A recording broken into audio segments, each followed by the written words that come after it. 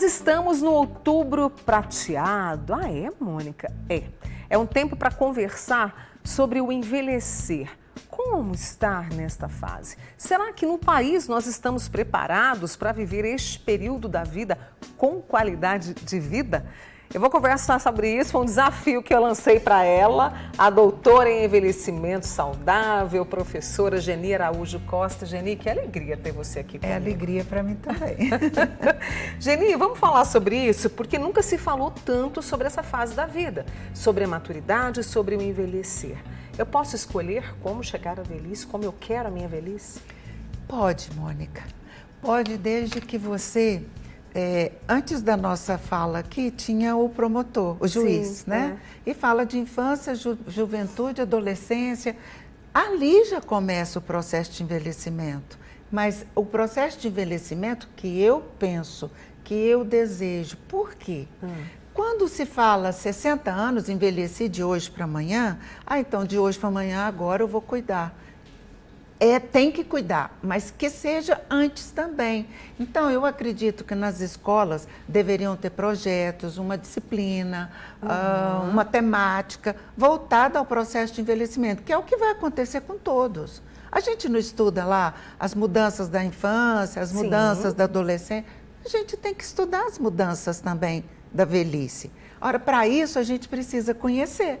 A gente precisa saber. Programas como esse são ótimos porque passam as ideias de forma tranquila, leve e faz com que quem está nos ouvindo participe dessa sua velhice. Então, muita gente fala assim, mas a saúde... Mas muito do que você precisa hoje, você já deveria ter feito antes. Então, estilo de vida, alimentação, ambiente, estresse...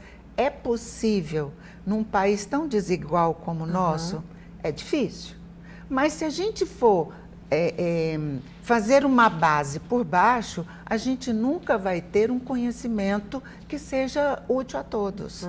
Então a gente tem que falar muito, falar das possibilidades, cuidar de si.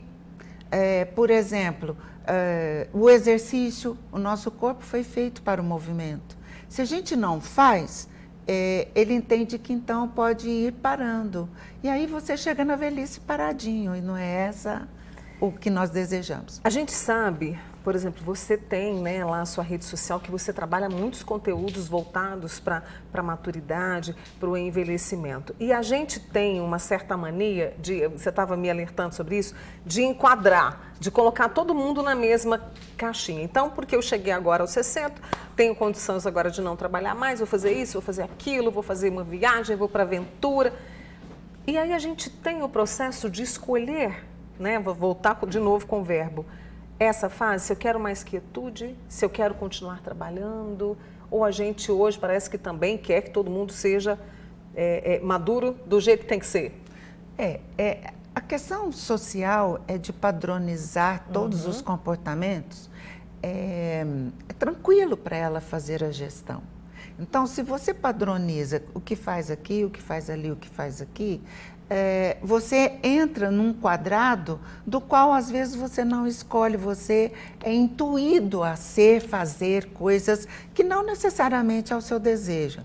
E aí, como nós estamos vivendo muito mais, quando se tem 60 anos, as pessoas falam assim, não, mas eu tenho 60 anos e eu posso fazer a minha vida agora recomeçar. Pode, mas tem os que não querem recomeçar. Eles têm o direito. E assim como Sartre disse, você tem escolhas, mas é responsável pelas consequências. Então, você pode, mas você tem que ser responsável pelo que vai acontecer. Então, essa exigência que a gente, aos 60 anos, você vê assim, a pessoa está vivendo muito e uma velhice saudável, uma velhice extremada, aí você vê, saltando de paraquedas, você vê esquiando, correndo maratonas, acho maravilhoso. Mas não é só isso. Tem a que faz televisão, tem a que escreve, tem a pessoa que corre porque quer correr. Tem a pessoa que faz trabalho voluntário. Trabalho voluntário, e aí está tudo certo. Agora, para isso, vou retornar, a gente precisa estar ciente de tudo que acontece conosco e com as velhices à nossa volta. E o nosso país está envelhecendo a passos largos. E políticas públicas, nós estamos numa época boa de falar sobre elas, né? Exatamente. E políticas públicas precisariam existir de uma forma mais contundente, de uma forma mais efetiva, porque daqui a pouco nós seremos um país de velhos. E um país de velhos precisa de muito cuidado, precisa de acessibilidade, de assistência né? De uma forma geral. Precisa de assistência. É bom a gente tocar nesse assunto, porque a gente precisa de políticas públicas nas duas pontas. Nas extremidades, como diz o juiz, né? As pontes, né? A gente vive Exatamente. pontes. Se cada fase tem uma ponte, a gente tem que vivê-la na sua plenitude, naquele momento, para ter toda essa somatória na sua velhice. Hoje, a pessoa com 60 anos, né, ela é bem diferente de quem tinha 60 anos há algum tempo. E para a mulher, o envelhecer ainda também é mais pesado e mais julgado? A mulher é sempre mais julgada. Então, a mulher ela é julgada por posicionamentos, escolhas, vestimenta, discurso, oratória. Ela é julgada muitas vezes. E aí isso atrapalha o envelhecimento de uma forma geral, porque hoje os 60 não são os 30 de ontem. Mas hoje os 60 são os 60 renovados, são os 60 mudados, alterados, porque a nossa longevidade está muito maior. Né?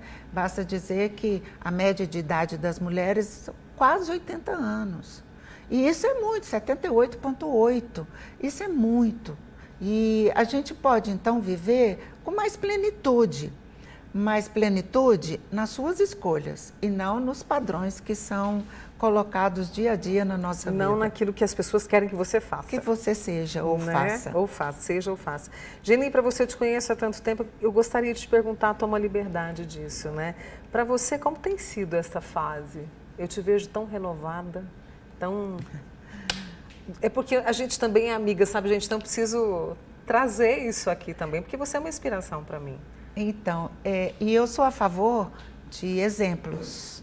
Eu acho que a gente tem que ser exemplo daquilo que você fala. O que você fala, o que você prega, você tem que ser. Então, eu tenho como convicção que cada fase da minha vida, eu quero vivê-la em plenitude. Eu não quero sair sem batom, não quer dizer que eu não saia, né? Mas eu não quero sair sem batom, eu não quero sair sem escovar os cabelos, mas isso não me deixa só no raso.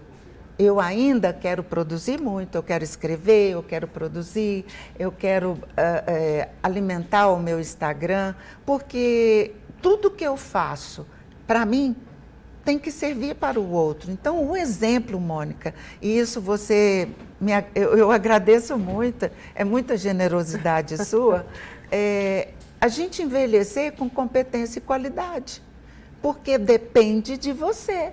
Quase que 70% depende só de você. Se eu também me retornar à inércia e não quiser fazer nada, minha vida estagna ali. Não, eu quero fazer um canto, eu estou fazendo. Está fazendo, Geni? Eu quero escrever livros, eu quero investir em algumas coisas que eu imagino que sejam talentos para mim e é isso. É sobre isso. Seja o que você quer ser. Esta é a Geni Araújo Costa, doutora em envelhecimento, com a gente aqui no Manhã Total. Leila te mandou um beijão aqui. Que ótimo. Viu? Obrigada, volto Obrigada. sempre. Tá? Volto mesmo. Ai, é só que delícia.